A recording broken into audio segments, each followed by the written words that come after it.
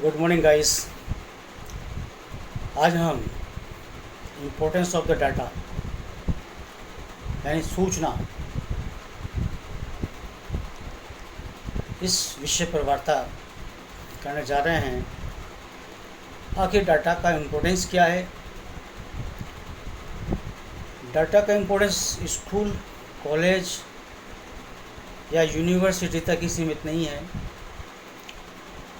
Data का महत्व एक बड़े स्केल पे इसका महत्व है।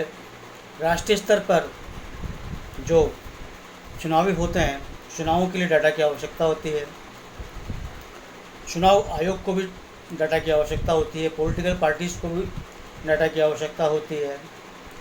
यहाँ तक कि जो कोई फैक्ट्री प्राइवेट सेक्टर की हो या कोई गवर्नमेंट सेक्टर की कोई कंसर्न्स हो, बैंक हो, राष्ट्रीयकृत बैंक हो, इन सबको डाटा की आवश्यकता होती है। तो डाटा एक बहुत ही इम्पोर्टेंट चीज़ है सभी लोगों के लिए, ख़ास तौर से उन लोगों के लिए जो एक नया संस्थान, नई इंडस्ट्रीज़ इस्टेब्लिश करने जा रहे हैं, ऐसे लोगों के लिए। तो डाटा कहाँ से अवेलेबल हो, किस प्रकार से डाटा का कैप्चर हो, उसके लिए किस प्रकार से डाटा कैप्चर फॉर्म तैयार किया जाए, तमाम प्रकार की। अब मैं आपको यहाँ ये बताना चाहूँगा कि हर एक कंसर्न्स के लिए, हर कंपनीज़ के लिए डाटा का अलग अलग उपयोग और अलग अलग तरीके से उसका रिक्वायरमेंट होती है डाटा की।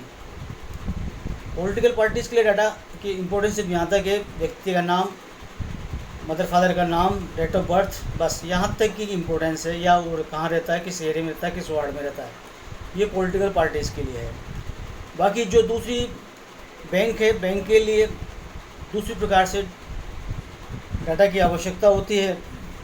व्यक्ति की उम्र कितनी है और उसका व्यवसाय क्या है, फाइनेंशियल कैपेसिटी क्या है, क्योंकि बैंक को अगर लोन देना है तो वो फाइनेंशियल कैपेसिटी, जो पेइंग कैपेसिटी है या नहीं है उस व्यक्ति की, ये देखता है। तो उस हिसाब से उसको डाटा की आवश्यकता होती है। उसी प्रकार से कोई स्कूल या कॉलेज हो तो वो बच्चे कहाँ तक, कौन सी क्लास में पढ़ा हुआ है पहले, और अब किस क्लास में एडमिशन चाहता है, इस प्रकार का डाटा चाहिए होता है।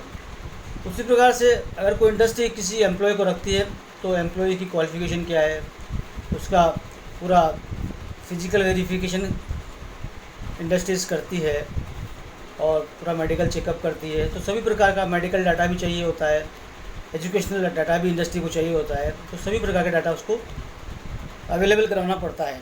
उसी प्रकार से सेना में के लिए भी डाटा की आवश्यकता होती है। सेना में किस प्रकार का व्यक्ति, फिजिकल फिटनेस देखी जाती है, चाहे सेना हो चाहे पुलिस हो, इन सब में डाटा की आवश्यकता है रिक्रूटमेंट के लिए। इसके अलावा बड़ी बड़ी जो कंपनियां हैं वो भी डाटा कलेक्शन करती हैं और उत्पादन को लेकर भी, कितना उत्पादन किस वर्ष में हुआ था, इस वर्ष कितना है और आगामी वर्ष का क्या एक्सपेक्टेशन रखना है। तो इस प्रकार से डाटा की इम्पोर्टेंस हर क्षेत्र में, हर फील्ड में होती है। हम अगर कोई नई इंडस्ट्रीज़ या नया कोई स्कूल या कॉलेज डालना चाहते हैं तो हमें भी डाटा की आवश्यकता है। बिना डाटा होमवर्क करना बहुत मुश्किल होता है। अगर डाटा आ जाता है तो टारगेट को अचीव करना भी बहुत आसान होता है। उस डाटा के अकॉर्डिंग हम जो है अपनी स्ट्रेटजी बना सकते हैं और इस रणनीति की जो प्रक्रिया है इसको कंप्लीट करने में डाटा का बहुत इम्पोर्टेंस होता है। साथ ही चुनाव हो, चाहे किसी प्रकार का, लोकसभा का, राज्यसभा का या वार्ड का या विधानसभा का, किसी भी प्रकार के चुनाव के अंदर, पंचायत का, डाटा की बहुत इम्पोर्टेंस होती है दोस्तों।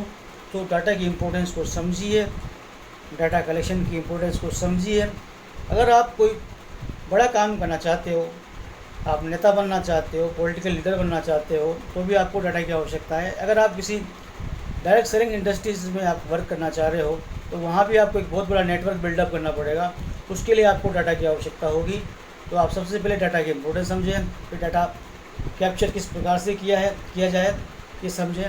तो अगले एपिसोड में मैं आपको अगले वीडियो में डाटा किस प्रकार से डाटा का संग्रहण किया जाता है इसके बारे में बताऊंगा। फिलहाल आप इस चैनल को, मेरी इन्फॉर्मेशन को अधिक से अधिक लोगों तक पहुंचाने के लिए मैं चाहता हूं आप इसको चैनल को सब्सक्राइबर करें और इसी प्रकार से नई नई वीडियोस, नई नई इन्फॉर्मेशन आप तक पहुंचती रहेगी। Thank you very much.